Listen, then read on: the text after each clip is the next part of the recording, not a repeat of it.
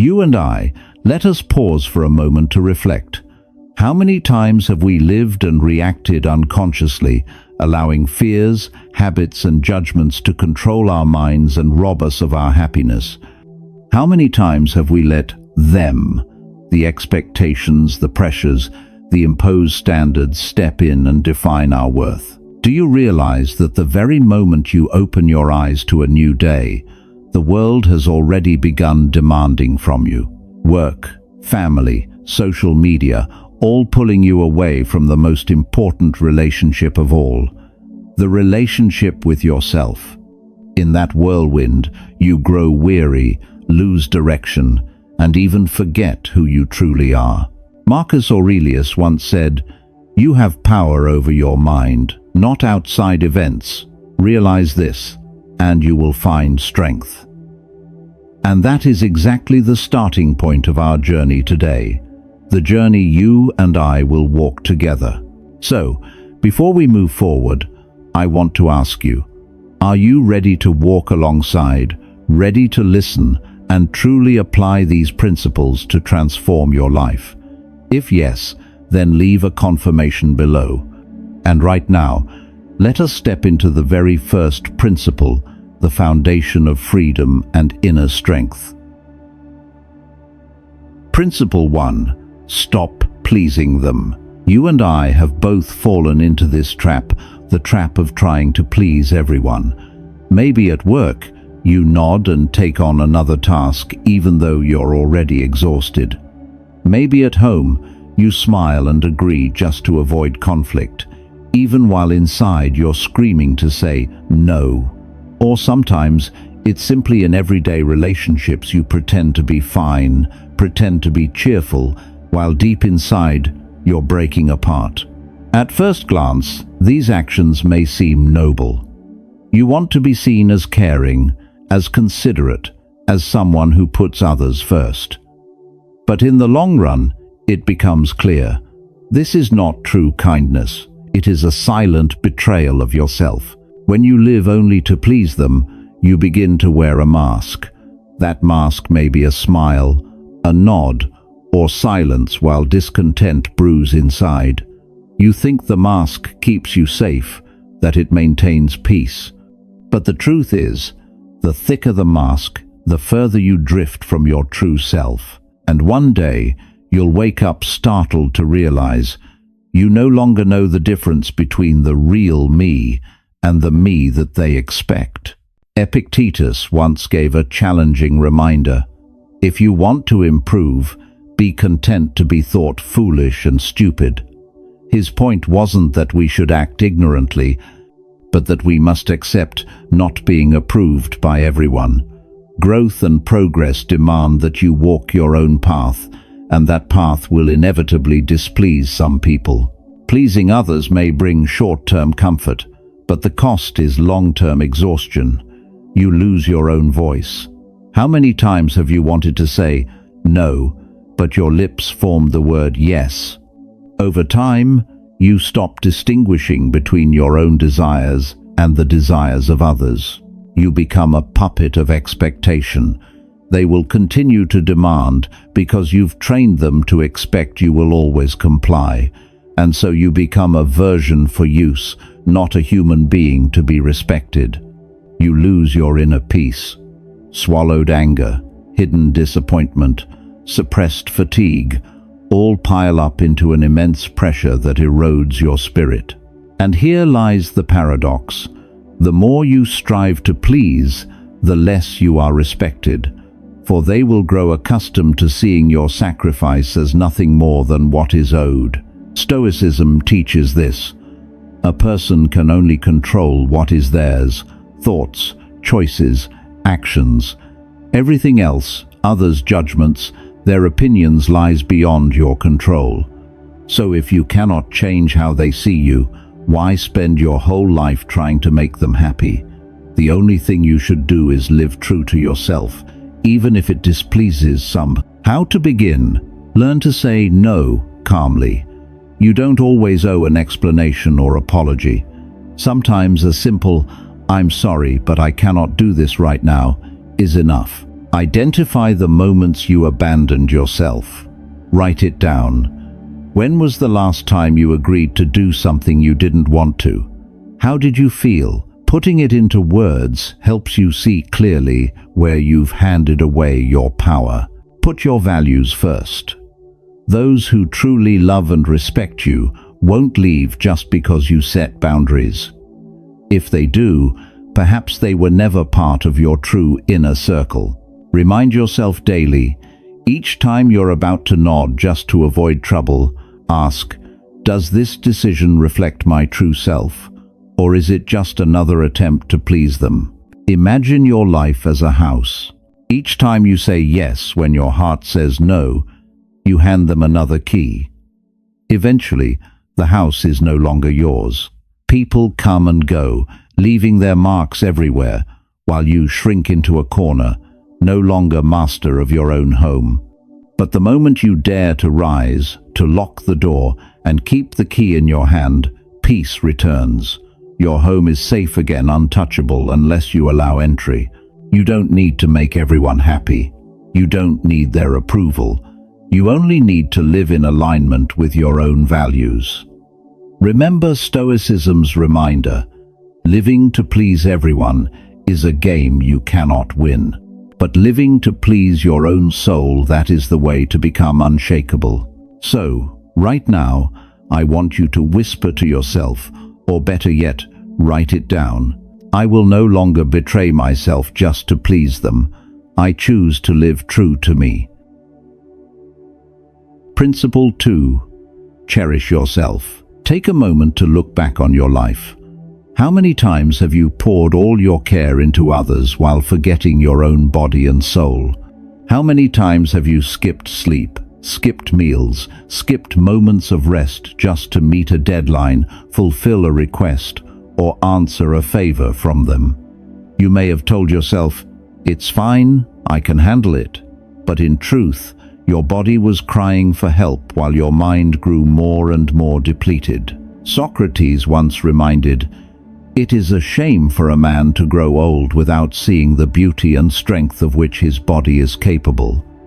This saying is not only about outward appearance, but also about learning to honor ourselves, to fully experience the potential that nature has given us.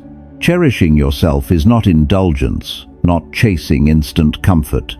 Cherishing yourself means treating yourself with discipline, kindness, and respect. It is a pledge. I deserve to live healthy, at peace, and with value. Start with your body. Your body is not a machine solely for labor, for chasing tasks, for serving them.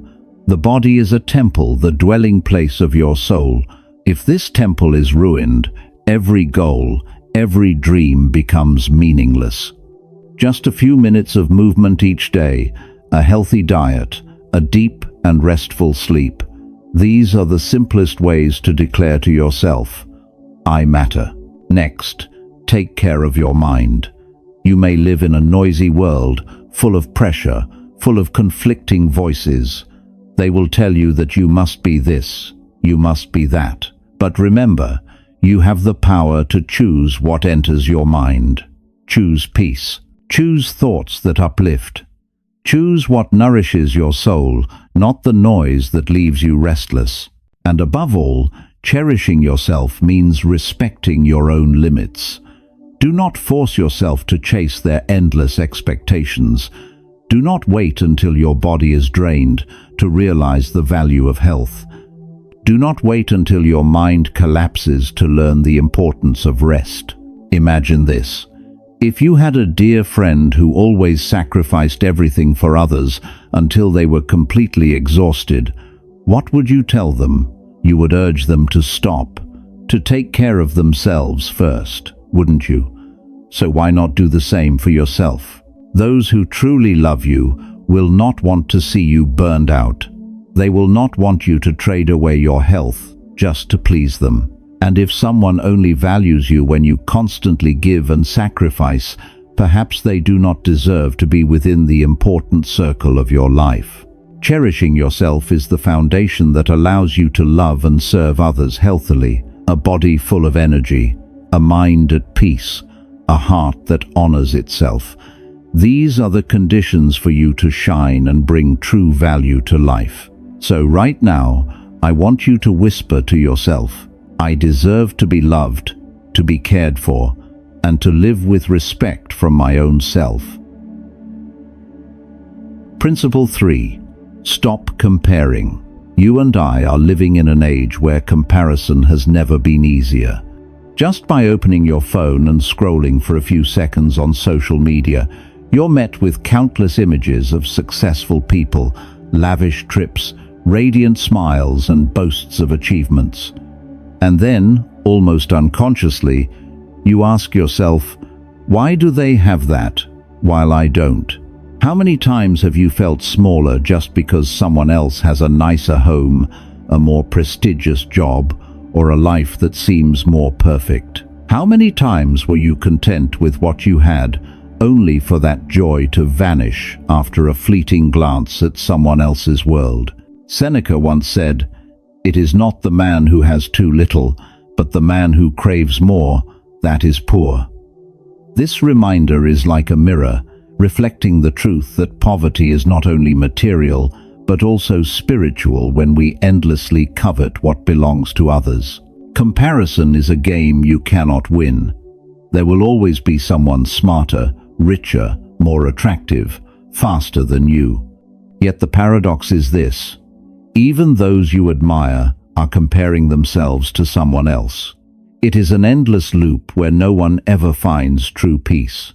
Stoicism teaches us that every person has their own unique journey shaped by circumstances, choices, and personal experiences. You cannot compare chapter 1 of your life to chapter 10 of someone else's. Your journey is one of a kind, and it is worthy of respect. Think about this.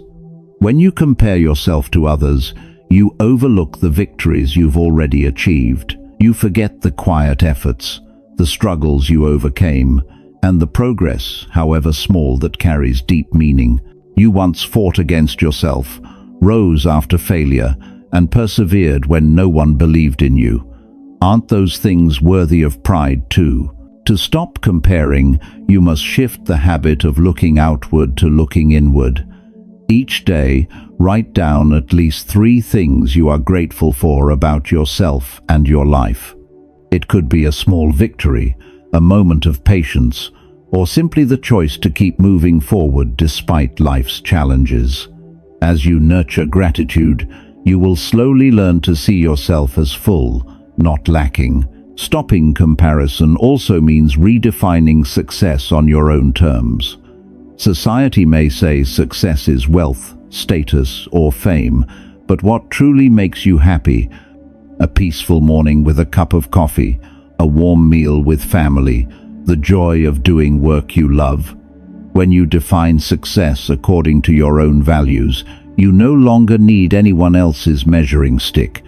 Remember this: comparison only traps you in a race with no finish line. But when you learn to cherish your own journey, you finally become free. So right now, I want you to pause and affirm to yourself, I don't need to be anyone's copy. My journey is unique. I am grateful for and proud of who I am. Principle 4. Self-examination. You and I both know that modern life is overflowing with noise. We are busy with work, swept up in social conversations, constantly pulled into streams of information from every direction. Yet amidst all these sounds, the most important voice is often forgotten, the voice within your own soul. Socrates once said, "The unexamined life is not worth living." A short statement, but it carries a profound truth. If you never stop to question, to look inward, then you are merely living by inertia, not truly living a meaningful life. Self-examination is not about sitting in guilt or torment over past mistakes. It is the courageous act of facing the truth. What did I do well today? What can I improve? Who do I truly want to become? When you ask yourself these questions daily, You gradually see more clearly the path you need to walk, instead of blindly chasing what others expect. Imagine this. Each evening before bed, you take just a few minutes to reflect on the day. You ask, how did I treat others? Did I remain calm in difficult situations? Did I devote enough time to what truly matters to me? This is not a luxury habit. It is mental discipline, a weapon that sharpens you bit by bit, like honing a blade to make it ever keener. On the other hand, if you never practice self-examination, you easily fall into cycles. Mistakes repeat. Bad habits cling to you year after year. Then you blame fate, blame them, instead of realizing that you refuse to shine a light on your own path. Stoicism teaches that true freedom begins with mastery of the mind. But to master it, you must first understand it. You cannot control a machine that you never bother to inspect. Self-examination is the process of taking apart the pieces of your mind to see how it runs, then replacing the parts that are outdated. Remember this: the goal of self-examination is not perfection. None of us is perfect. The goal is daily progress, small, steady steps forward. Today you are a little better than yesterday, and tomorrow you will be a little better than today. That is the real victory. So right now, I want you to ask yourself 3 simple questions. What did I do well today? What can I do better? Who do I want to become tomorrow? Write them down. Answer with honesty. Let those answers guide you. And reaffirm this truth to yourself. I am brave enough to look within. I choose to live a conscious life, not one that drifts away in unconsciousness. Principle 5. Relax in stillness. You and I are living in a world louder than ever before. From the moment we open our eyes in the morning, the phone buzzes with dozens of notifications. The streets roar with traffic, work piles up in emails, and countless conversations sweep us away. Day after day, we are surrounded by sounds, images, and urgencies. And slowly, we forget that there is a great power that only grows in silence: inner peace. Seneca once said, "Whoever is afraid of solitude is also afraid of freedom." Indeed, many people feel uneasy when they are alone. They rush to fill the emptiness with music, chatter, social media, anything to avoid facing themselves. Yet the paradox is this: the more we run from silence, the more we lose our spiritual freedom. Relaxing in stillness does not mean you must retreat to a distant mountain or hide away in a monastery. It begins with the simplest moments. Switching off your phone for a few minutes, sitting quietly in a room, walking alone without headphones, or simply breathing deeply. In those moments, you clear away the noise and tune back into your inner voice. At first, silence may feel uncomfortable. Your mind will leap with thoughts, unfinished work, unresolved matters, worries about the future.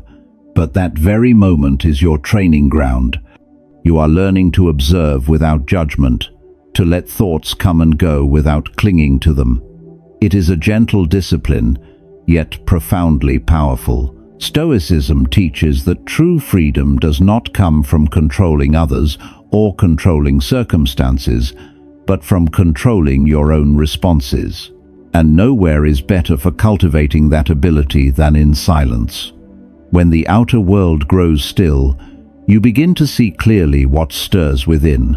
Imagine this: if your mind is a lake, then every noise, every pressure, every distraction is a stone thrown into the water. Ripples spread, and the lake is never calm. But when you allow yourself moments of stillness, those ripples settle, and the surface becomes clear again, reflecting everything with clarity. In that clarity, you see yourself most truthfully.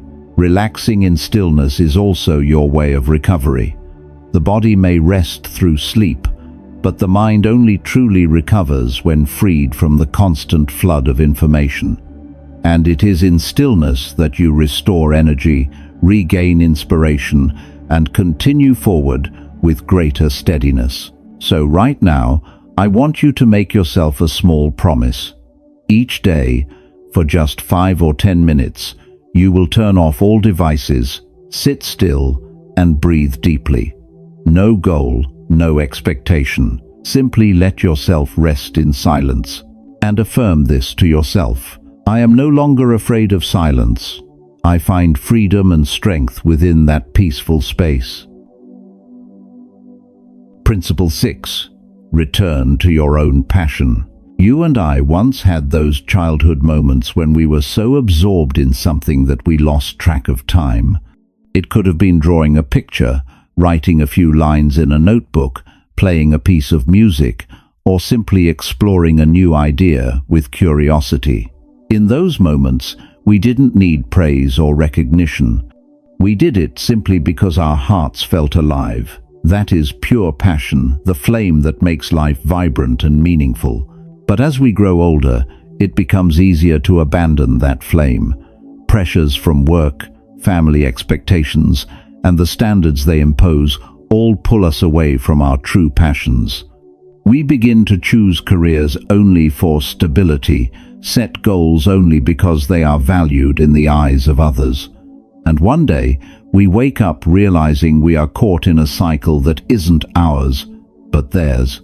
Epictetus once said, "First say to yourself what you would be, and then do what you have to do." His words are a wake-up call. You must first answer the question, who do I want to become, before letting life lead you. If not, you will forever chase someone else's goals and lose yourself. Returning to passion does not mean abandoning everything to start over. It means daring to be honest with yourself. What makes my heart burn? What makes life feel worth living? It could be your current job approached in a new way. It could be a hobby you left behind long ago. Or it could be a dream you've never dared to admit. When you dare to follow your passion, you tap into a special source of energy. You wake up in the morning with excitement instead of fatigue. Challenges stop being burdens and become opportunities that shape you. You no longer live merely for recognition. You live because the journey itself is meaningful. Stoicism teaches that the true value of life does not lie in pleasing them, but in living in alignment with your own nature and ideals. A soul burning with passion stands steadier against the storms of life because it knows what is worth sacrificing for and what must be let go. So ask yourself, if no one judged, if no one measured, what would I truly want to do? If I had only 1 year to live, what would I devote my time to? The answers to those questions are the map that leads you back to your passion. And right now, affirm this truth to yourself. I choose to return to my passion. I live for what sets my heart on fire, not for the expectations they impose. Principle 7. Reward yourself, even for small wins. You and I often find it easy to applaud the successes of others, yet we forget to celebrate ourselves. We think only great, monumental achievements are worthy of recognition, but the truth is, it is the small repeated steps each day that form the foundation of a strong and meaningful life. Marcus Aurelius once said, "Waste no more time arguing about what a good man should be. Be one." His words remind us that instead of waiting for some grand day to prove our worth, we should start right now with the small things we do daily. Every right action, every effort, no matter how small, is a victory worth honoring. Think of the day you overcame laziness and finished your workout. That is a victory. Think of the time you turned down an unsuitable request to protect your boundaries. That too is a victory. Even the simple moment when you sat down, took a deep breath, and chose calm over anger, that is a triumph to be proud of. Rewarding yourself is not indulgence, it is how you nurture self-respect. Each time you celebrate a small step forward, you send your mind a powerful message: I am on the right path. I deserve recognition. That message builds up over time, becoming the motivation that keeps you moving, instead of giving up halfway. On the other hand, if you constantly dismiss your small efforts, you will begin to feel as if you are never enough, never reaching. Fatigue and discouragement will creep in, pushing you toward surrender. This is the trap many fall into. They wait until the finish line to celebrate, forgetting that the journey itself is what deserves the deepest appreciation. So begin with simple actions. At the end of each day, write down 3 things you did well, no matter how small. When you finish a difficult task, allow yourself a little reward: a cup of hot tea, a favorite song, or just a few minutes of quiet rest. The importance lies not in the size of the reward, but in the message you send to yourself. I am proud of you. You don't need to wait until you've reached huge milestones to allow yourself happiness. Happiness is built from small pieces, connected into a complete picture. And by learning to honor each step, each effort, you become resilient, steady, and filled with confidence. So right now, I want you to reward yourself not with anything grand, but with a simple, sincere affirmation. I am proud of my progress. I deserve recognition, even for the smallest victories. You and I have walked together through the 7 Stoic principles for learning how to truly love oneself. From stopping the need to please them, to honoring body and soul, ending comparison, daring to self-examine, finding peace in stillness, rekindling passion, and celebrating small victories.